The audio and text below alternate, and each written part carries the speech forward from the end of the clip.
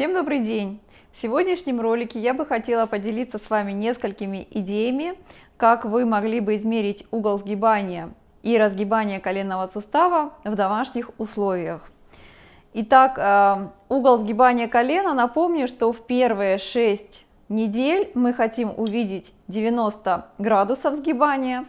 Исключением, наверное, является перелом надколенника со смещением, когда в общем, существуют противопоказания по сгибанию и разгибанию колена первые 6-8 недель. В этом случае мы делаем измерения немного позже. Все, что касается всех остальных операций по коленному суставу, то это первые 6-8 недель 90 градусов сгибания колена. Напомню, что идеальное сгибание колена это 110 градусов, так как именно при этом сгибании человек становится полностью автономен. Итак, первый способ, который вы можете использовать дома, чтобы измерить угол сгибания коленного сустава, это сидя на крае стула. Вот в таком положении, когда у вас пятка находится ровно под коленом, то это 90 градусов в сгибании. Посмотрим. Можно немножко приблизить. Вот, да, получается, вот 90 градусов сгибания в таком положении. То есть, да, у вас пяточка ровно под коленом.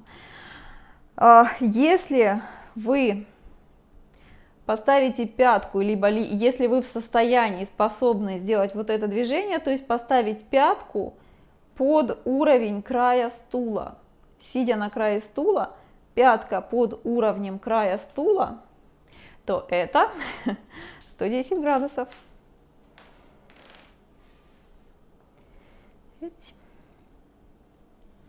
Вот, да, у нас, то есть это 120, вот у нас, вот 110 градусов, ровно 110 градусов вот в этом положении.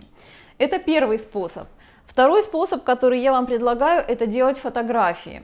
То есть дома попросите кого-то из ваших близких делать фотографии каждую неделю. Допустим, один раз в неделю, в какой-то день вы делаете фотографию лежа на диване, вы сгибаете колено и вас со стороны фотографируют.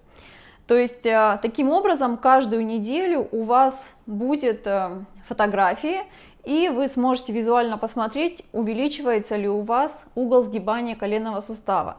Так как если одна неделя, это на самом деле очень много в периоде реабилитации. Если вы видите, что проходит неделя, у вас нет никаких изменений, то это значит, что вам нужно поменять упражнения, либо увеличить количество повторений упражнения, либо увеличить скорость упражнений, либо поменять вашего терапевта-реабилитолога. В общем, что-то нужно изменить в вашей программе реабилитации. То есть это второй способ, это делать фотографии. И еще один совет для вас, который я также даю часто и для своих пациентов, как измерить угол разгибания коленного сустава. То есть это тоже частый вопрос. Вы меня спрашиваете, как понять, есть ли 0 градусов в разгибании коленного сустава. Для этого вам нужно стать перед зеркалом, то есть зеркало довольно большое, да, чтобы вы видели себя в полный рост.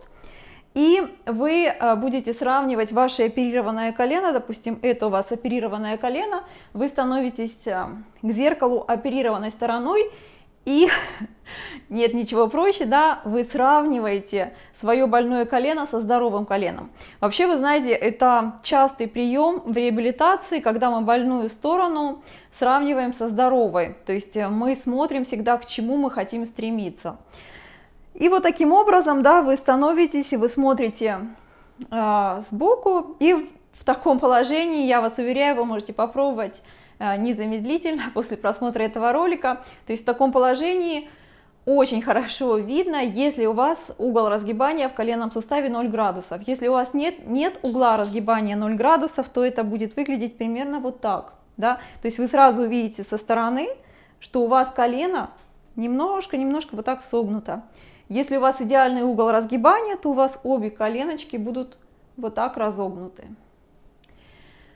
На этом все. Я очень надеюсь, что какая-то из моих идей, какой-то из моих советов вам пригодится в процессе измерения угла сгибания либо разгибания. Также хочу напомнить, что количественные измерения, то есть измерение угла вашего сгибания, чтобы увидеть прогресс, это очень важно в период реабилитации. Я желаю вам хорошего настроения, хорошей и правильной реабилитации. Всем до следующих видео, всем пока!